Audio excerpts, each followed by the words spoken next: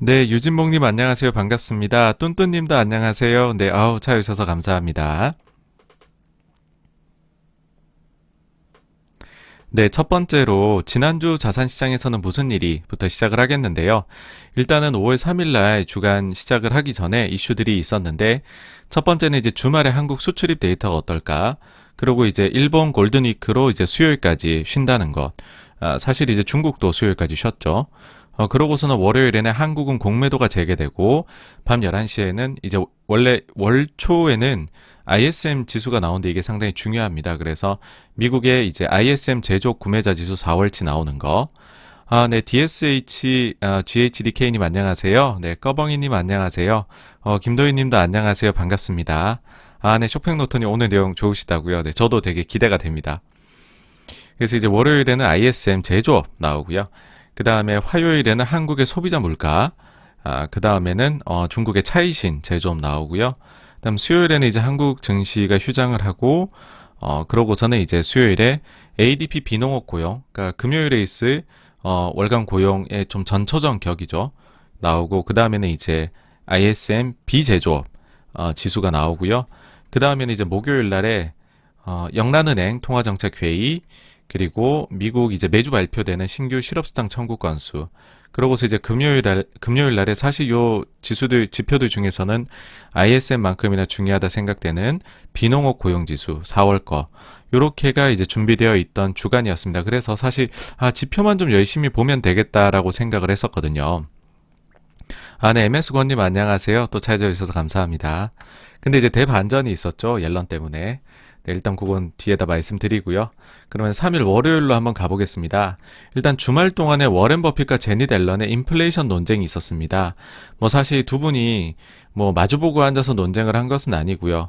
이제 하루 차이로 서로 다른 이야기를 한 거가 이제 좀 가십거리가 되었던 건데요. 먼저 워렌 버핏이 토요일 날 있었던 연례 주주총회에서요. 상당한 인플레이션이 보인다라고 발언을 했습니다. 그러니까 인플레이션이 있다는 거죠. 그런데 제닛 앨런 재무장관이 일요일 CNBC 인터뷰에서 인플레 우려 없다라고 얘기를 하면서 두 거장이 다른 의견을 내고 있는 모습이 나왔습니다. 이 부분은 좀 더 디테일한 부분을 뒤에서 다루도록 하겠습니다. 그러고는 이제 한국의 수출입 동향이 나왔는데 수출 수입 모두 다 잘 나오고 있습니다. 그러니까는 코로나19를 빠르게 극복하고 있다라는 게 보이고요. 요번에 이제 보시면은 지표가 이제 잘 나오고 있음이 느껴지는 게 과거의 위기들과 비교를 했었을 때 과연 이번에 얼마나 빠른 속도로 극복하고 있느냐거든요. 그래서 위기 시작 후 1년 동안의 수출 증감률이라는 걸 봤을 때 딱 보시기에도 기울기가 제일 좋잖아요. 그렇죠? 그리고 숫자도 굉장히 잘 나오고 있고 그래서 과거에 뭐 IT 버블 아니면 글로벌 금융위기 아니면은 2015년 초에 있었던 저유가 위기 이런 부분들하고 비교를 했을 때 이번 코로나19가 수출로 봤었을 때에는 더욱 빠르게 지금 요 위기를 탈피하고 있다라는 게 한국 수출 데이터에서 나왔습니다. 그러고 이제 한국 시장이 시작을 했는데 일단 공매도가 재개가 됐고 까마귀나 이제 약간 배 떨어진 격이 됐었어요. 뭐냐 하면 이제 기사 제목이 공매도 1조 원 융단 폭격, 코스닥 2.2% 급락, 바이오주 줄줄이 곤두박질. 여기 보시면은 공매도 상위 종목 주가들의 하락률이 상당히 크게 나타났었습니다. 뭐 삼성카드나 오뚜기, 롯데지주 이런 종목들은 아마도 MSCI에서 요번에 이제 편출된다는 얘기가 있으면서 공매도 비중이 상당히 높았었고요. 대부분의 경우엔 사실 지금 코스닥 쪽에 상대적으로 더 많이 공매도가 집중하는 모습이 나왔었는데 그러다 보니까는 코스닥 쪽에서 좀 크게 하락하는 종목들이 많이 나왔었습니다. 근데 이제 거래 대금으로 봤었을 때에는 사실은 요거는 조금 할 얘기가 있을 것 같아요. 왜냐하면 전체적으로 보시면 합계 금액은 1조 1000억, 코스피의 8000억, 코스닥이 2800억 정도가 나왔고 외국인이 대부분을 차지하는 그 다음에 기관은 1000억 정도, 개인은 185억밖에 공매도를 안 했습니다. 요거를 보시면 차별적인 영향이 좀 왔다라고 볼 수 있는데요. 일단 코스피 지수는 이날 0.66% 하락을 했습니다. 그런데 이날에 홍콩이나 대만, 이날에 이제 그 중국하고 일본 증시는 수요일까지가 휴장이었습니다. 그래서 아시아 증시 보시면 홍콩하고 대만 증시 열려 있었는데 대만은 거의 2% 가까이, 홍콩도 1% 이상 하락을 했습니다. 그래서 코스피가 공매도 재개가 되었기 때문에 빠졌다라고 보기엔 상대적으로 선방을 했던 날입니다. 근데 문제는 코스닥이었죠. 코스닥은 2.2% 하락하면서 훨씬 더 많이 하락을 했습니다. 그리고 사실요, 이게 어쩔 수 없는 게 물량 부담이었다라는 생각도 드는 것이, 거래대금 대비해서 공매도 금액이 차지하는 비중을 보시면 코스피는 이날 4.9%였고요. 코스닥은 이날 3.1%였습니다. 근데 저희가 지난주에 책으로 이제 공부를 했잖아요. 보시면은 그 총 거래 대비 공매도 거래추의 유가증권을 보시면은 이게 대략 한 최근 추세로 보면 5에서 9% 사이입니다. 근데 여기 보시면 4.9%였죠. 그러니까 과거 평균보다, 최근 평균보다 더 낮게 공매도가 나왔다.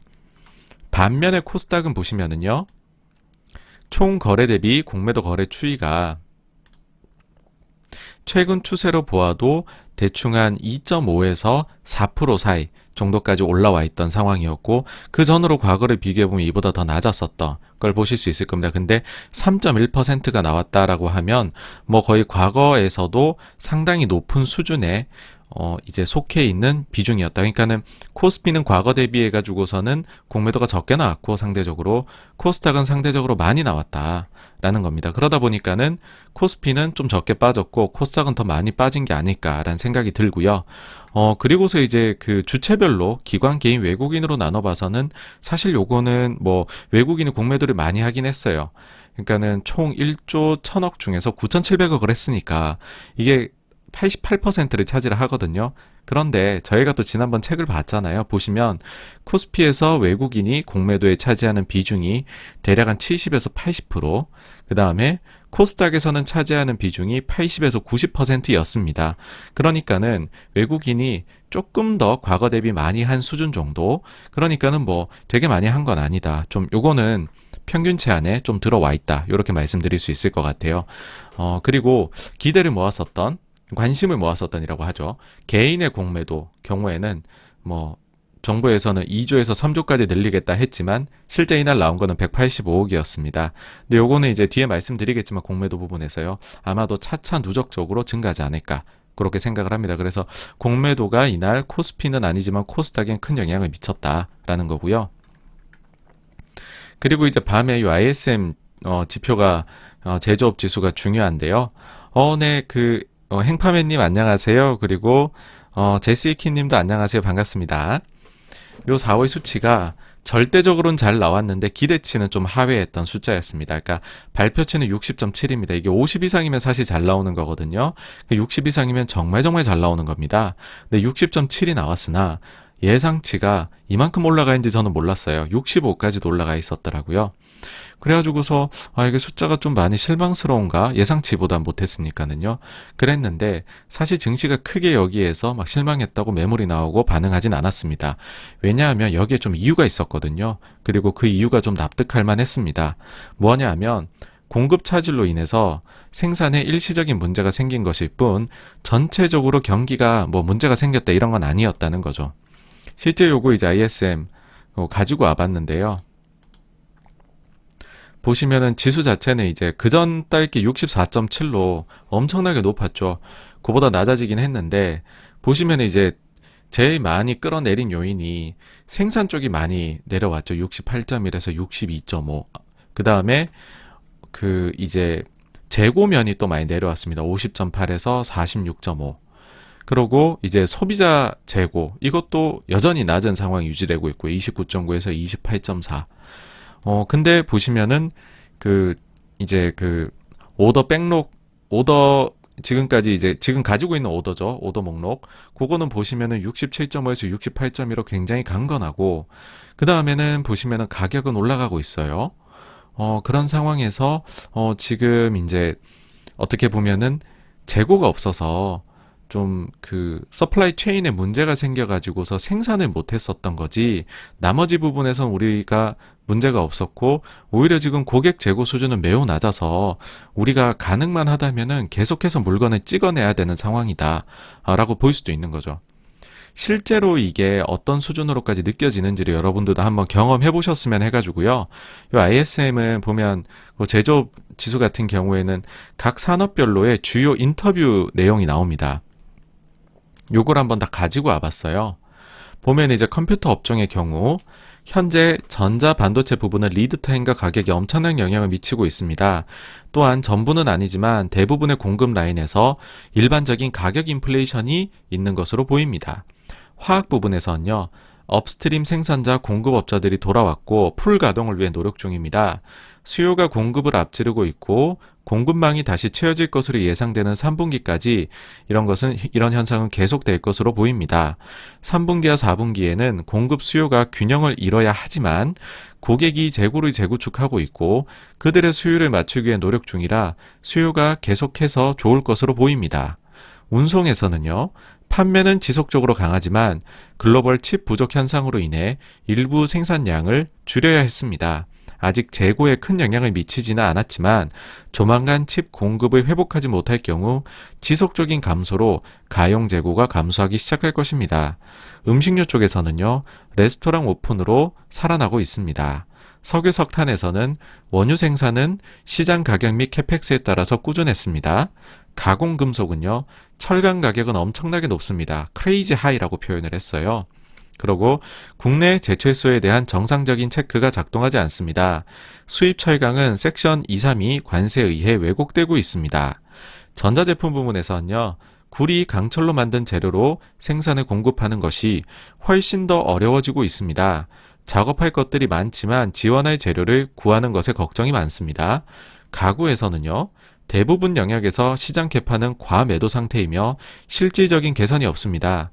사실 수요가 계속 강해져서 더 심각한 혼란이 이어질 것으로 보입니다. 플라스틱 고무 부문은요, 35년간 업계에 있으면서 필름 골판지에서 레진이죠, 수지에 이르기까지 이처럼 리드타임이 길어지고 가격이 올라가는 경우는 본 적이 없습니다. 스팸 메일함을 이메일 얘기를 하나 봐요. 스팸 메일함을 보면 유일하게 넘쳐나는 것이 개인 보호 장비뿐입니다. 1차 금속 부분에서는요, 금속 시장은 여전히 매우 빡셉니다. 특히 알루미늄과 탄소강에서 원자재 부족이 증가했습니다. 가격은 계속해서 빠르게 상승하고 있습니다. 운송과 트럭 운송도 매우 힘듭니다. 기계 부문은요, 수요는 계속해서 매우 강력합니다. 공급망 지연으로 인해 더 많이 판매하는 데 방해를 받고 있습니다. 그러니까 요거를 전체적으로 보시면 느껴지시죠? 수요는 강건한데 공급이 부족하다. 이거를 모든 산업에서 얘기를 하고 있습니다. 어쨌든 그래서 ISM 제조업 지수에 대해서 별로 그렇게 시장이 우려하지는 않았던 것 같다는 거고요. 그래서 이날 증시는 뭐 한국은 좀 빠졌었고 미국은 다운 올랐는데 나스닥은 좀 빠진 뭐 근데 특별한 게 없는, 그리고 이제 미국제 10년물은 살짝 하락한 정도였습니다. 그 다음 이제 화요일에 보시면은요, 이제 장 전에 소비자 물가 발표됐어요. 근데 예상치보다 약간 더 높게 나왔습니다. 발표치가 2.3%, 예상치는 2.2였거든요. 이 부분은 이따가 한국은행 금리 인상 부분에서 다시 말씀드리겠습니다. 그다음 중국, 일본 휴장이었고요. 그리고 요날 9시 30분에 86번가 제가 3프로TV에 출연을 했습니다. 그래서 혹시 이날 너무 많은 저희 그 시청자분들께서 찾아주시고 또 댓글도 남겨주시고 해주셔서 너무너무 감사하다는 말씀을 이 자리를 빌어서 다시 한번 드리고 싶습니다. 정말 바쁜 시간이실 텐데 그렇게 또 소중한 시간 내주셔서 3%까지 와서 또 응원해 주시니까는 되게 힘이 되더라고요. 네, 그래서 덕분에 진짜로 좀 방송을 지난 11월에 나갔을 때보다 좀 긴장을 덜하고서 할 수 있었던 것 같아요. 아우, 네, 누리동아님 안녕하세요. 네, 아우, 이렇게 또 매번 크게 후원을 해주셔가지고요. 너무너무 감사드립니다. 네, 항상 좀 만족스러우실 만한 콘텐츠 만들도록 하겠습니다. 네, 그리고 상윤아님 안녕하세요. 자유님도 안녕하세요. 네. 그래서 3프로TV 출연했다는 거 한번 말씀드리고요. 자, 이제 서구 증시로 가면 이제 하이라이트가 나옵니다. 제니 델런 재무장관이 금리, 임춘호님, 좀 소리가 좀 너무 작으신가요?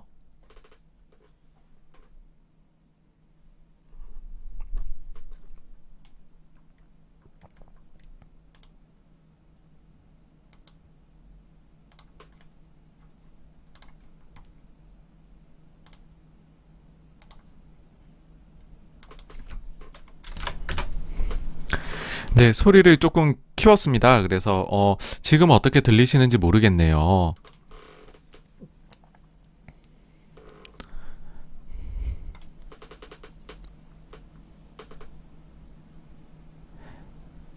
네, 그래서 조금 더 지금 제가 한 10데시벨 정도로 올렸는데 요걸로 한번 진행을 해보도록 하겠습니다. 네. 어, 일단 옐런 의장, 자꾸 의장이라고 제가 입에 붙어 있어요. 죄송합니다. 옐런 재무장관이신데, 옐런 재무장관이 금리 인상 발언을 이날 했죠. 구체적인 발언 한번 살펴보면요. 뭐 뒤에서 사실 별도의 제가 꼭지로 다룰 거기는 합니다. 다룰 거기는 한데, 간단하게 말씀드리자면, 경제 과열을 막기 위해서 금리가 조금 올라야 할 수 있다. 조금이라는 말에 somewhat이라는 영어 표현 쓰셨고요. 근데 사실 많은 언론들에서 뭐 인플레이션 우려를 했다라고 얘기를 하지만 그거는 아닙니다. 인플레에 대한 언급은 없었고요. 대신에 경제가 이제 좀 과열, 그러니까 오버히트라는 단어를 쓰시기는 했습니다. 그 다음에 왜 이래야 되느냐? 그 이유는 왜 이런 게 오느냐? 그 이유로는 이제 바이든 정부의 재정 정책을 얘기하는 거다라고 보여집니다. 추가 지출이라 얘기를 했어요. 물론 이제 옐런 장관이 얘기를 하기는 이 추가 지출은 경제 규모에 비해서는 상대적으로 작기는 하다. 그렇지만 이 추가 지출 때문에 경제 과열이 좀 발생할 수 있다는 거. 그러면은 우리가 금리 요걸로 인해 가지고서 어느 정도나 올라야 될까라는 거에 대해서는 아주 약간이요 했습니다. Some very modest라고 표현을 했습니다. 그러면서 이제 마지막은 좀 아름답게 포장을 했죠. 추가 지출은 좋은 거다라는 거죠. 뭐냐면 우리 경제가 경쟁력을 갖추고 생산적이기 위해 필요한 투자이며 이들 덕분에 우리 경제가 더 빨리 성장하게 될 것이다 라고 얘기를 했습니다. 근데 이제 금리 인상이라는 이 단어가 나오니까 시장이 아주 정말 발작적으로 반응을 했습니다. 특히 이제 성장주 나스닥이 타격을 입었고요. 이때가 제가 이제 3% 방송을 마치고 집에 오면서 이제 증권 앱을 켰는데 너무 빠지더라고요. 그래서 무슨 일인가 처음에는 깜짝 놀랐고 집에 와서 이제 이유를 사실 알긴 했었습니다. 네. 그래가지고서 이제 뭐 이런 일이 있었다 할 때 나스닥이 거의 한 3% 가까이 장중에는 빠졌었어요. 그러자 이제 옐런이 아이고 이게 조금 과하다 싶었는지 월스트리트 저널 행사를 통해 가지고서 해명 발언을 했습니다. 그러니까 금리 인상을 예측한다거나 권장하는 것이 절대 아니다. 그리고 연준은 독립적이다. 그러니까 재무부에서 관계하려고 하는 것 아니다라는 거였죠. 그렇지만은 뭐 증시는 좀 빠져 끝났습니다. 한국 증시는 여기에 영향 전혀 없었던 거고요. 그 다음에 다우는 놀랍게도 나스닥이 1.9% 빠졌지만 다우는 올라서 끝났습니다. 네. 옐런 금리 인상 쇼크로 나스닥은 하락했지만 다우는 상승했다는 거죠. 이거 보면 딱 기억나시는 게 있죠. 뭐냐면 지난 3월의 반복. 그러니까는 그런 지난 3월 달에 있었던 로테이션 트레이드. 가치주가 좋고 성장주가 안 좋은 이거의 반복인가? 근데 그러면 그때 기억해 보시면 금리가 많이 올랐었잖아요. 근데 보니까 이날 금리 내렸어요. 하지만 금리는 내렸다. 이건 도대체 무슨 조합이지? 시츄에이션이지? 이런 생각을 하실 수가 있습니다. 이거 나중에 말씀드릴게요. 이제 5일에는 다행히 어떻게 보면 한국은 놀았어요. 휴장이었기 때문에 요 파도를 좀 피해갈 수 있었지. 안 그랬으면 공매도도 재개됐는데 정말 아비규환이었지 않았을까 생각이 듭니다. 이제 서구 증시 시작합니다. 9시 15분에 미국 ADP 비농업 고용이 나왔는데 절대 수치는 좋으나 기대는 좀 못 미친 숫자가 나왔습니다. 그치만은 사람들은 이제 생각하죠. 금요일이 본 게임이야. 발표치가 74.2만이었는데요. 예상치는 80만이었습니다. 그리고 이날 밤 11시에 월요일에 나왔던 거는 제조업이고요. 수요일에 나온 거는 ISM 비제조업입니다. 4월 지표를 보시면 역시나 여기도 절대 수치는 매우 높아요. 역사상 두 번째로 높은 숫자라고 합니다. 하지만 기대에는 좀 못 미쳤다. 그래서 발표치는 62.7, 예상치는 64.3이었습니다. 자, 역사상 두 번째로 높았다고 했죠. 62.7이. 그 전달이 63.7이었습니다. 이게 역사상 첫 번째입니다. 그 전달이. 여튼 제조업 때와 마찬가지로 세부 내용은 좋아가지고서요. 요거 가지고서 또 시장이 그렇게 나쁘게 반응하지는 않았습니다. 보시면은 여기도 이제 비슷한 내용이라고 보일 수 있는데요. 일종의 이제 생산 서비스 쪽에 할 수 있는 비즈니스 액티비티하고 그다음에 생산 쪽이 역시나 그 전달 69.4에서 62.7로 크게 하락한 거 보이시고요. 그다음에 이제 보시면은 인벤토리 재고도 역시나 54에서 49.1 이렇게 났고, 근데 재고 이제 오더 백록은 이제 그 전에 비해 더 좋아졌고, 그 다음에 가격은 또 이제 상승을 하고, 뭐 이런 조합을 갖추고 있다 보니까, 그리고 이제 지금 서플라이어 딜리버리즈라는 게 이게 지금 소위 말해서 뭐 운송이나 이런 데서 공급망 혼란을 이제 표현을 하는 거거든요. 요 숫자가 높을수록 혼란이 심하다는 겁니다. 근데 요게 높으니까는 사람들이 그래 예상치보단 못하지만 이유가 똑같네. 오케이 경기는 좋네. 이해해주자. 이렇게 결론이 내려졌던 것 같아요. 그러고 나서는 이제 장 마감 후에 좀 재밌는 소식이 나옵니다. USTR이라고 하죠. 미국 무역대표부 여기에 캐서린 타이 대표 요 분이십니다. 요 분이 코로나19 백신 관련 지식재산권 보호 포기 제안을 지지할 것이란 발언을 합니다. 캐서린 타이는요, 여러분들이 지금부터 굉장히 많이 보시게 될 겁니다. 뉴스에서요. 그래서 꼭 기억을 해두시기를 당부를 드립니다. 그래서 요 분이 중요한 이제 키맨이다 보니까는 좀 바이오하고 경력 가지고 와봤는데요. 일단 74년생의 47세, 매우 젊으시고요. 한국에서도 이런 이제 좀 힘 있는 자리에 좀 젊으신 분들이 자리를 많이 차지하시면 어떨까라는 생각이 드네요. 그 다음에 특이한 점이 대만 이민자 2세입니다. 그리고 역시나 이제 좋은 학교 나오셨고요. 역시 하버드를 나와야 되네요. 예일대 하버드 로스쿨. 그 다음에 2007년에 USTR에 합류를 해서 미중 무역 분쟁, 중국 통상정책 이행 이슈를 담당했던 이력이 있다 하고요. 2017년도에 의회에 진입을 했습니다. 하원 세입위원회 민주당 수석 자문위원을 지냈고요. 그리고 2019년 발효된 미국, 멕시코, 캐나다 무역협정에 노동, 환경 조항을 도입한 인물로도 유명합니다. 그러면 어떤 성향을 가지고 있느냐라고 보시면 USTR 근무 시 중국 상대 WTO 소송 참여에 자부심을 느낀다고 본인을 소개한다고 합니다. 그러니까는 중국하고의 싸움에서 절대로 양보하거나 그럴 걸로 안 보이죠. 강성으로 나갈 걸로 보이지 않습니까? 그리고 여러 현안을 속속들이 파악하고 있고 워낙 이쪽의 전문가니까요. 해결을 위한 접근법도 이해하고 있다라고 알려져 있다고 해요. 그리고 대만계이시다 보니까는 유창한 중국어, 그 다음에 하버드 대학에서요. 이거 놀랍더라고요. 무려 중국 문화혁명을 가르친 경험이 있다고 합니다. 중국이 충분히 굉장히 과격하게 표현하면 발작할 만한 내용이죠. 그렇죠?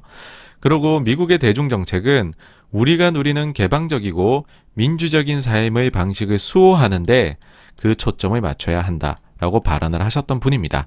그래서 좀 강성이다. 중국에 대해서 그렇게 생각하시면 될 것 같고요. 그러다 보니까 이제 향후 예상되는 것이 캐서린 타이 요 분은 아마도 인권 여기 보시면은 미국, 멕시코, 캐나다 이게 이제 트럼프 때잖아요. 근데 이때 이제 그 UST 이때 이제 요 멤버로서 넣었던 게 뭐냐면 노동과 환경을 넣었다는 거죠. 그래서 앞으로 인권이나 환경 혹은 이제 안보를 통상과 엮을 가능성이 매우 높은 걸로 보입니다.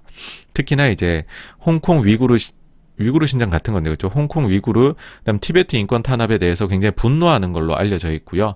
그다음에 또 한 가지는 이제 리쇼어링 미국으로 이제 생산 시설을 다시 옮겨가는 거죠. 바이 아메리카 이 정책을 지지할 가능성이 높다고 봅니다.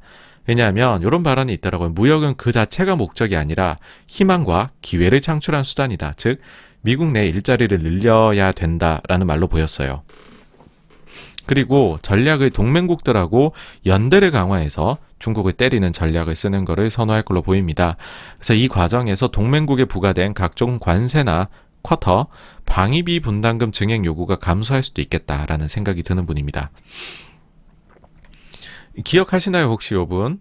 트럼프 행정부 때 로버트 라이트하이저라는 요 사람이 지금 캐서린 타이의 자리에 앉아 있었던 사람입니다. 네. 자, 이제 이렇게까지 제가 캐서린 타이 밑밥을 깔았던 이유는 사실 이것 때문입니다. 백신은 그렇게 중요한 이슈는 아닙니다. 그 사우스 차이나 모닝 포스트에서요. 늦은 밤에 기사가 하나 나옵니다. 캐서린 타이가 말하기를 중국의 류허와 조만간 인더 니어텀 만나기를 기대한다라는 거죠. 여러분들 되돌려 보시면 2개월 전에 블링컨하고 양제츠 왕이가 알래스카에서 회담을 가졌어요. 여기에 대해서 살짝 흥분했었죠, 시장이. 왜냐하면 첫 번째 고위급 회담이다. 근데 결과가 굉장히 좋지 않았습니다. 정면 충돌을 했다라고 기사가 나왔었죠. 근데 이게 사실은요, 상견례에 불과하고요. 본 게임은 이후에 나오게 될 것이다라고 제가 말씀드렸던 기억이 나실 거예요. 왜냐하면 실제 지금 요 자리에 오신 분들이 무역협상이라는 관점에서 요 토픽을 가지고서 다루게 되었을 경우에는 블링컨이나 양제츠나 왕이나 이런 사람들이 키맨이 아닙니다. 그럼 누가 키맨이냐 하면 류허예요. 그러니까는 과거에 보시면은요, 라이트하이저하고 문우신이 류허하고 회담을 하고 그 이후에 확정을 하면 요렇게 트럼프가 사인을 합니다. 요게 2020년도 1월에 1단계 무역 합의 이제 끝마쳤던 그 백악관에서 그때 당시의 사진입니다. 요 분이 류허고요. 여기가 이제 트럼프 대통령입니다. 그러니까는 류허 정도가 나와줘야 이제 미중 무역에 대해서 얘기를 할 정도의 급이 된다. 그러면 그 상대방으로 누가 나와야 되느냐? 라이트하이저였으니까 요번에 캐서린 타이가 나와야 된다. 그래서 캐서린 타이가 뭔가 한다 그러면 우리가 좀 집중해야 된다는 겁니다. 그래서 이제부터는 일단은 뭐 이렇게 시작할 것 같아요. 현실적으로는 이행 여부가 어땠는지 1단계에 체크부터 들어갈 겁니다. 일종의 삿바싸움. 근데 뭐 뒤에서도 말씀을 드리겠지만은 요 뉴스는 굉장히 긍정적인 거라고 봅니다. 이제 진짜로 그동안에 꽁꽁 이렇게 막 얼기설기 묶여있던 거를 이제 결자 해지할 수 있는 찬스가 오는 거거든요. 어쨌든 이날 미국 증시 보시면 다우 조금 올랐고 나스닥 조금 내렸고 그래서 뭐 금리는 보합이고요. 어제 옐런의 충격을 잘 이겨내는 듯한 증시였다란 겁니다. 이제 6일 목요일로 가볼게요. 아시아 증시 별 이슈가 없었고요. 사실 지난주 아시아 별 이슈가 없었어요. 서구권 이슈가 너무 강했습니다. 서구 증시 보시면 저녁 8시에 영란은행이 통화정책회의를 했는데 여기도 테이퍼 한답니다. 그러니까 진짜 테이퍼는 아니고 자기들 여기도 캐나다하고 똑같은 얘기를 해요. 기술적인 테이퍼다. 근데 어쨌든 여러분 뭔가 이제 경기가 그렇게 나쁘지 않았던 혹은 지금 영국 같은 경우에는 백신 접종률이 굉장히 높은 나라잖아요. 이런 데들은 테이퍼를 슬슬 시작을 합니다.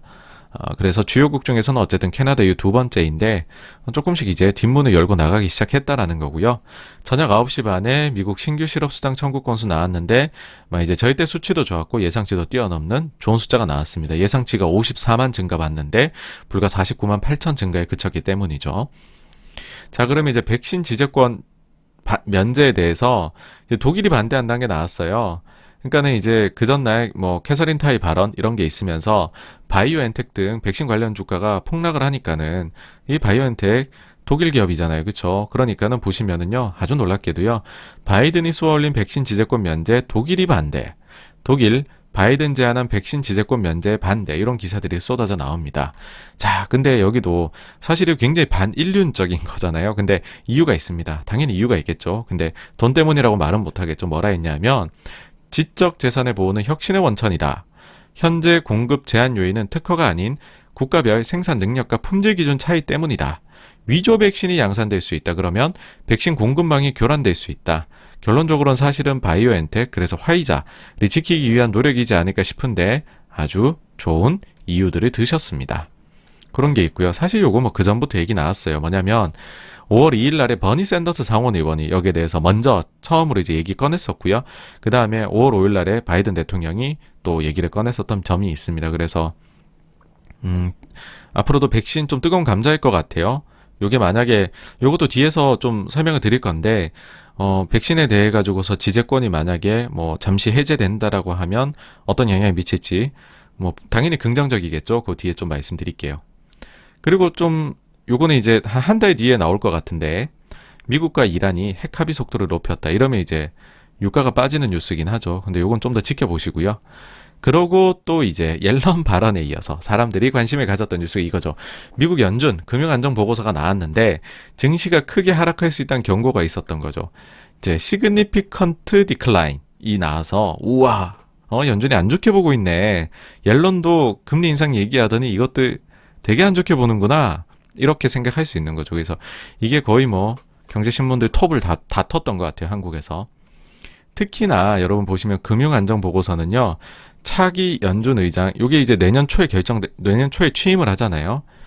여기 지금 영순위로 꼽히는 게 라엘 브레이나드입니다. 이분이 지금 관할을 하고 있는 거예요. 금융안정보고서는. 그리고 이제 요 보고서 자체는 2018년 11월부터 해서 6개월마다 나오고 있습니다. 5월, 11월. 그러니까 2021년 5월에 지금 이제 나오게 된 거죠. 사실 역사는 좀 짧습니다. 이게 그죠? 2018년 11월부터 했다고 하니까.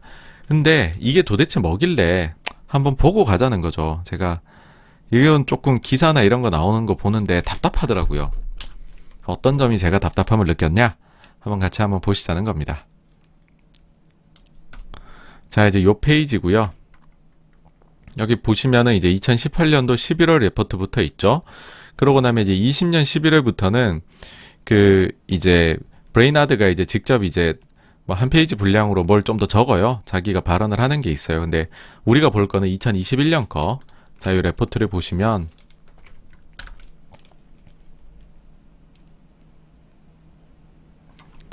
일단 이 보고서가 80페이지 되는 보고서고요. 일단 요거 이제 구성이 어떻게 되어 있나 한번 보겠습니다. 구성이 보면은 요게 중요하겠죠, 이제. 이제 자산 가격, 자산 밸류에이션, 그 다음에 차입에 대한 부분, 레버리지에 대한 부분, 그 다음에 펀딩 리스크에 대한 부분, 이렇게 크게 네 개로 나눠가지고서 살펴보고 있습니다. 그러면 당연히 이제 큰 하락이라는 표현은 에셋 밸류에이션에 있겠죠. 그래서 쭉쭉쭉쭉 내려보시면은요.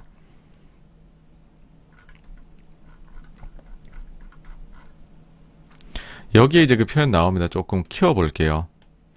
여기에 보시면은 에셋 이제 그 자산 가격이 크게 하락될 수 있는 위험에 노출돼 있다. 그러니까 지금의 이제 그런 리스크를 아주 추종하는 그런 시장의 경향성이 내려가게 된다면은 시장이 크게 하락할 수 있다라는 표현을 네, 분명히 했습니다. 한 건 사실이에요. 했다는 거 안 했다고 얘기를 안 하겠습니다. 근데 자, 이 레포트를 언제부터 그렇게 사람들이 봤길래 직전 레포트 한번 볼게요, 여러분. 이제 지금으로부터 6개월 전 작년 11월입니다, 여러분. 역시나 이제 보시면은 구성은 동일합니다. 요렇게 나오고요. 그 에셋 밸류에이션 부분을 한번 볼게요. 이때는 무슨 얘기를 했을까?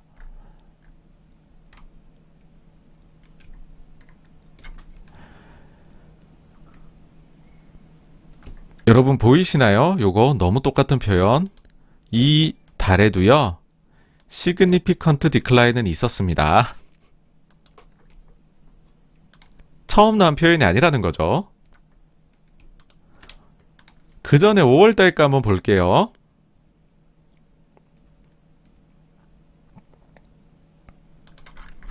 역시나 이것도 이제 구성이 같은데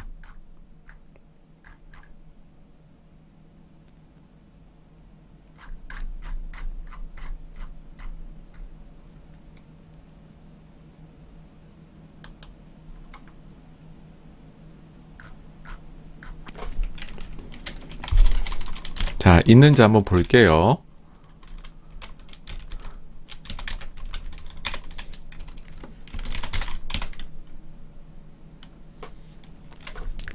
중간에 보시면 이런 표현이 나옵니다. 자산 가격이 자, significant declines.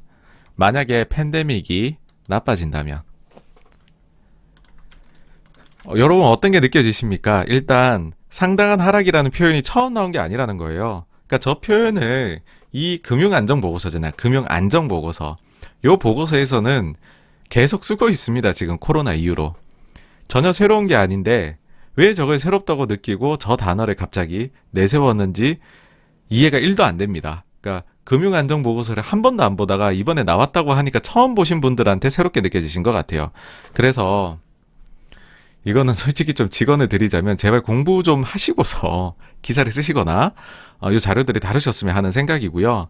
사실은 이 자료는 어떤 데에서 이제 의미가 있는 자료이냐 하면은 아까 전에 네 가지 구성이 있었잖아요. 그 중에서 에셋 밸류에이션은 그렇게까지 보실 게 없고요. 그 뒤에 있는 거 차입이라든지 아니면 레버리지 이런 데에서 이제 금융시장 전반에 어떤 문제점들이 있느냐 그거를 파악하시기에는 이 자료가 굉장히 좋습니다. 굉장히 많은 자료들이 다루고 있고요. 아, 이런 거를 페드가 주목해서 보고 있구나 라는 걸 아실 수가 있으니까는요. 그래서 그런 용도지 이게 주식이 싸다 비싸다를 보는 보고서가 아닌데 이거 가지고서 갑자기 이 단어 똑 떼가지고서는 하는 게 이해가 안 됐습니다. 그래서 이거는 그냥 잊으십시오, 여러분. 안 보셔도 됩니다. 그러고 이날이 있었던 재밌는 발언은요. 구리 가격이 15,000달러를 가야 된다. 지금 10,000달러거든요. 많이 올라서 15,000달러를 가야 된다라는 얘기가 나왔던 겁니다. 근데 이게 그냥 86번가 이런 사람이 얘기한 게 아니라 무려 광산 메이저 중 하나인 글렌코어의 CEO가요. FT의 글로벌 이사회 정상회담에서 이런 발언을 했습니다. 뭐라 했냐면 구체적으로는요. 신규 공급을 위해서는 구리 가격이 15,000달러로 올라갈 필요가 있다. 지금 보시면은 구리 가격이 팬데믹 때 5,000불 이하로 내려갔던 게 10,000불, 지난 10년간 최고점에 지금 와 있습니다. 근데 더 올라야 된대요. 얼마? 50%나. 지금까지 5,000불 올랐는데 또 5,000불 올라야 된대요. 이유가 있을 거잖아요, 이분도요. 그 이유를 보시면요. 새로운 광산을 찾기 위해서는 러시아나 중앙아프리카와 같이 더 어려운 지역으로 가야 한다. 그러니까 지금은 좀 광산을 개발하기 쉬운 지역이고 러시아나 중앙아프리카는 좀 더 어려운 지역이라는 거죠. 그럼 어떤 게 느껴지세요? 예, 비용이 더 들 것 같다는 느낌이 들죠. 그래서 이러한 위험을 상쇄하기 위해서는 더 높은 가격이 필요하다는 거죠. 그리고 현실적으로 봤을 때 현재는 준비되어 있는 프로젝트가 많지 않다는 겁니다. 그러니까 이 지역으로 가는 신규 프로젝트를 하지 않으면 기존 프로젝트들 가지고서는 도저히 지금 생산 늘릴 수 없다는 말이죠. 그래서 이렇게 어려운 투자가 필요하고 이 투자를 많이 장려하려면 15,000달러 이상의 구리 가격이 필요하다는 얘기입니다. 사실요, 글렌코어 4월 자료에 힌트가 있었어요. 요거 지난번에 한번 86번가에서 보여드린 적이 있는데요. 보시면은 요게 이제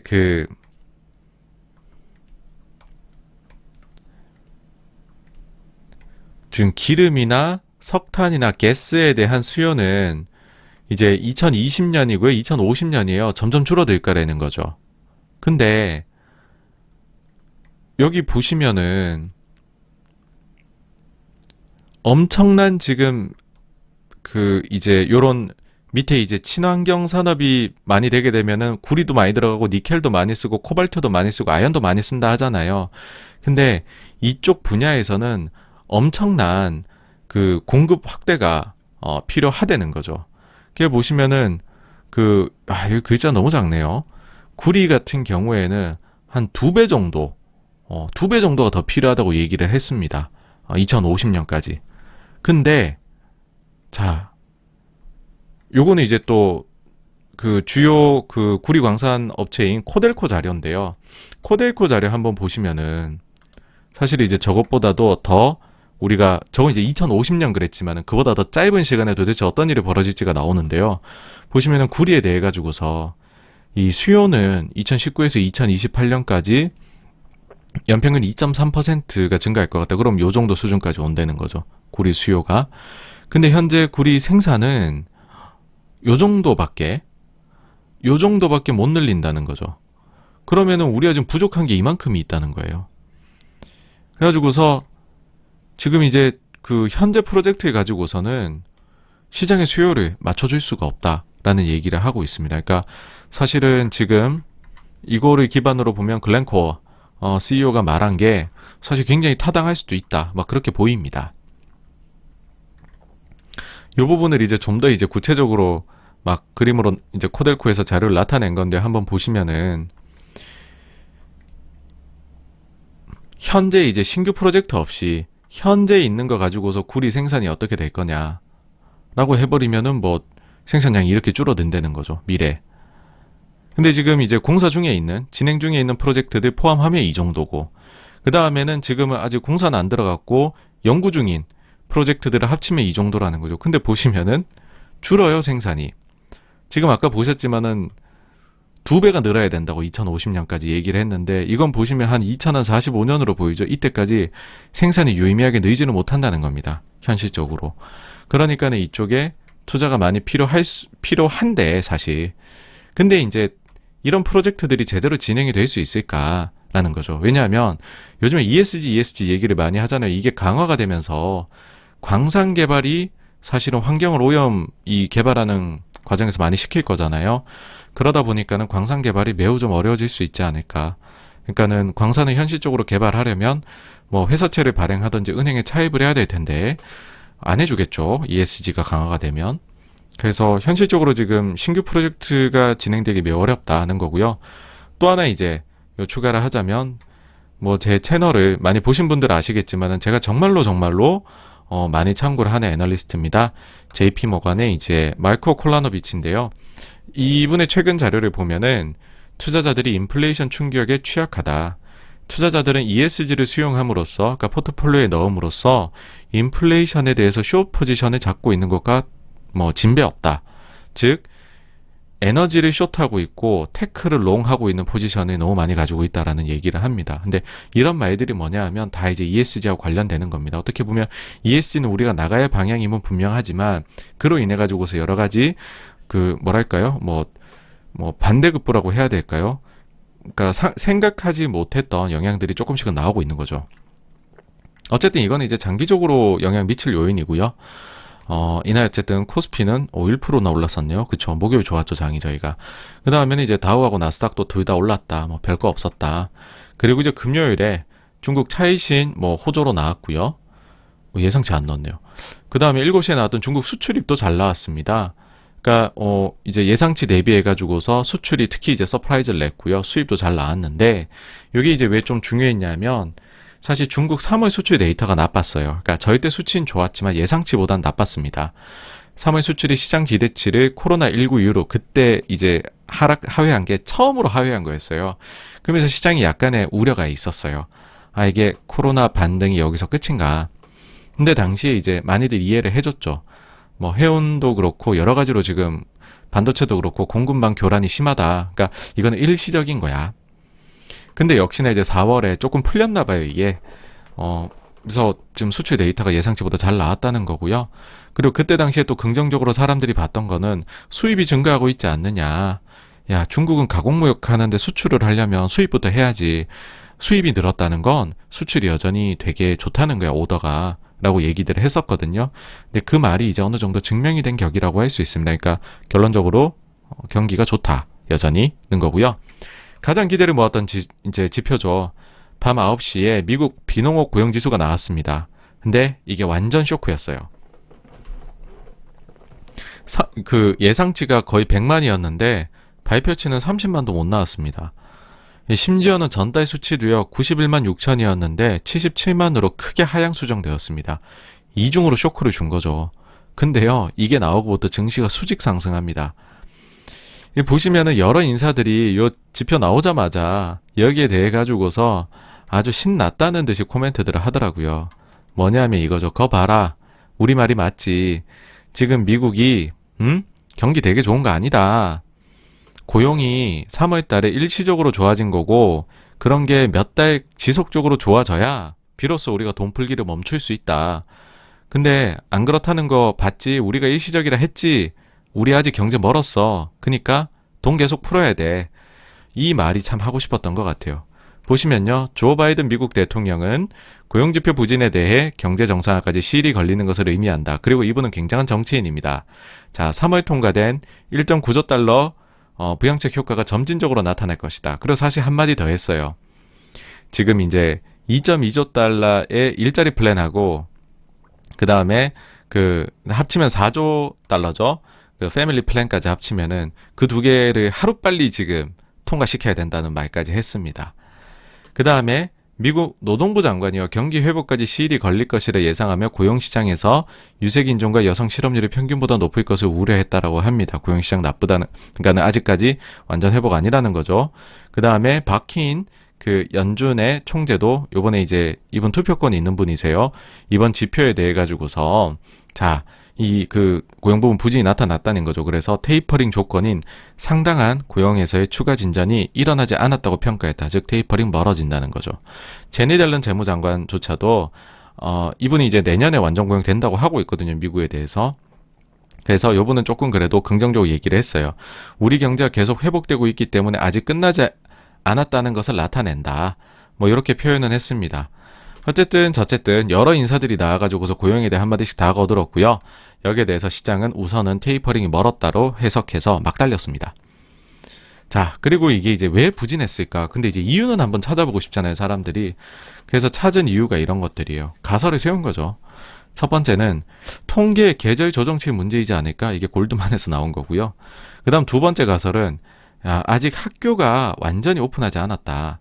그러니까 미국은 이게 좀 중요하잖아요. 그러니까는 자녀들이 집에 있으면은 시터를 불러야 되고 학교도 데려다 줘야 되고 하는데 그냥 학교가 완전 오픈되지 않았으니까는 부모 중에 한 명은 이제 애를 봐야죠, 집에서.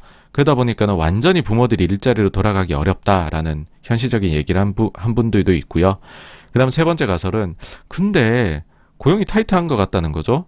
실제 기업들 중 몇몇은 이제 코로나 때 없어졌던 이제 뭐 내보냈던 자리를 다시 채우려고 하는데 이걸 채우는데 어려움을 겪고 있다니까 고용 시장이 타이트하다고 얘기를 해요. 사실 이거는 이런 상황이면 4월달 데이터가 저렇게 나오면 안 되죠. 근데 이런 얘기도 있다. 그러니까 고용 시장은 사실은 굉장히 타이트하다. 그런 가설도 있고요. 그다음 네 번째는 지금 지원금이 워낙 빵빵하다. 그래서 돈이 다 떨어질 때까지는 지금 저축도 초과 저축 많이 쌓여있지 않느냐. 누가 일하고 싶어 하냐 돈 있는데. 그래서 이 돈이 다 떨어질 때까지는 적극적으로 구직 활동을 하지 않을 수도 있는 것 같다. 뭐 이런 가설들을 내세우면서요. 부진이 그냥 이게 경제 부진을 설명하는 게 아니고 그냥 뭔가 뭐 일시적인 요인이거나 아니면은 다른 현실적인 이유가 있거나 아니면 실제로는 고용시장이 되게 타이트하다거나 혹은 윤리적인 문제를 들고 나왔죠. 예. 그랬습니다. 그래서 이날 증시 올랐습니다. 사실 나스닥이 더 오르다가 좀 끝났죠. 그다음에 금리도 살짝 올랐고요. 고용 쇼크로 테이퍼링 우려를 덜었다는데 금리는 소폭 올랐다. 사실은 테이퍼링 우려를 덜었다 그러면 금리는 내려가야 됐을 텐데 그쵸 여러분? 요즘 좀 특이했고요. 고용 쇼크로 테이퍼링 우려를 덜었다는데 그럼 나스닥이 많이 올라가야 되잖아요. 그쵸? 금리가 내려가니까는. 근데 나스닥이나 다우나 비슷하게 올랐습니다. 이날. 그리고요. 나스닥은 이번 주 내내 올랐습니다. 자, 이제 여기까지가 일단 주요 뉴스 지난주 정리를 한 거고요. 저희가 이제 매주 지금 실적 시즌이라서 하고 있는 팩트셋 자료로 실적 시즌 업데이트 드리고 있는데요. 실적은 여전히 호조이고요. 갈수록 예상 성장률 2분기 성장률 예상치가 상승을 하고 있습니다. 보시면은 이제는 88%의 기업이 실적을 발표해서 거의 대부분 발표했다 보시면 되겠고요. 이 중에서 이익이 예상치를 상회한 상회한 게 86%. 과거 5년 평균보다 엄청 높죠. 그리고 요게 이제 모멘텀이 지금 감소하지도 않고요. 그 다음에 이익 예상치가 상회를 한 기업도 근데 상회를 1%만 할 수도 있고 10%도 할 수 있고 100%도 할 수 있는 거잖아요. 그럼 평균적인 상회 폭은 얼마냐? 라고 봤었을 때에는 과거 평균이 6.9인데요. 지금 무려 22%나 상회하고 있다고 합니다. 물론 요 예상치 상회 폭은 3주 전에 비해서는 계속 조금 내려오고 있지만은 그래도 22% 매우 높죠. 그러고 심지어는 이게 비용이나 이런 걸 단순히 줄여서 나온 게 아니라 매출액도 잘 나오고 있다는 거죠. 그러니까 뭐 매출까지 잘 나온다. 이건 경기 좋다는 거죠. 매출액 예상치가 상회하는 비중이 76%, 과거 대비 매우 높죠. 그 다음 이 매출액 예상치도 상회하는 폭이 과거 1%인데 지금 3.7%나 나오고 있다라는 거고요. 그러다 보니까는 2분기 이익 성장률 예상치가 계속 올라갑니다. 3주 전에 54.6%였거든요. 전년 동기 대비. 지금 이게 55.4, 58.3을 거쳐서요. 59.5까지 와 있습니다. 이렇게 예상치가 올라가면요. 향후 PER, 예상 PER도 내려가게 되겠죠, 여러분. 보시면 3주 전에 그러니까 지금 지수가 다 신고가잖아요, 미국이. 그러면은 PER이 올라가야 되죠, 여러분. 근데 그게 아닙니다. 3주 전 22.5에서 예상치가 올라가니까 22.3, 22.0, 21.6으로 PER이 계속 내려오고 있는 기현상이 발생하고 있습니다. 그리고 보시면 이익이 상회하는 폭이 22%잖아요. 만약 이 정도의 이익 모멘텀이 계속 된다라고 하면 과거 평균이 17이라고 했죠, PER이. 요거를 20% 할인을 해주면 거의 이 정도 숫자가 나오겠죠, 여러분. 그러니까 사실은 만약에 정말로 이만큼의 이익 모멘텀이 계속 남아있다라고 하면 사실 증시가 되게 비싼 게 아니라 과거 평균에 불과하다라는 거고요. 그 다음 이제 계속해서 지금 86번가 주목하고 있는 미국채 10년물 금리 51선을 왔다 갔다 하고 있는데 이거 어떻게 될 거냐는 겁니다. 놀랍게도요, 옐런의 금리 인상 발언에도 금리 내려갔고요. 근데 이렇게 내려가던 금리가 고용 쇼크에는 반등하는, 원래 이러면은 금리를 못 올릴 것 같으니 금리 내려가야 될 것 같잖아요. 그러니까 서로 이제 특정 뉴스에 대해서 원래 같으면 A라는 반응이 나와야 될 것 같은데 B라는 반응이 지금 나오고 있는 기현상이 나오고 있습니다. 총평을 하자면 지난주에 이렇게 끝맺었죠. Sell in May, 5월에 팔고 떠나라 라는 투자 격언인데 정말 맞을까? 아니지 않을까? 이런 얘기 드렸는데요. 지금까지로 봐서는 그렇지 않은 것으로 판명이 나오고 있고요. 다우지수 매일 올랐고요. 반면에 금리는 매일 내렸고요. 뭐 금요일에 약간 반등하긴 했지만 그러다 보니까는 뭔가 3월에 반복이기는 한데 좀 뭔가 조합이 다르다는 느낌이 드실 겁니다. 뭐 그런 거 제외하면 전형적인 강세 장세가 계속된다는 점 분명해 보입니다. 여기까지 일단 지난주 한번 정리해봤고요. 다음 주는 어떤 게 있냐 하면 아무래도 이제 주초에 물가가 중국이 나오고요. 그 다음에 오펙 월간 보고서에서 수요 예상치를 얼마나 높이는지 한번 봐야 되겠네요. 그리고 수요일에는 이제 미국의 소비자 물가 나오고, 목요일에 생산자 물가, 그리고 매주 봐야 되는 저희 신규 실업수당 청구 건수가 있습니다. 이 정도 보시면 되지 않을까 생각이 되네요. 그래서 이 정도까지가 지난주, 그 다음 주 자산시장에 대한 얘기였고요. 다음 주제로 넘어가도록 하겠습니다.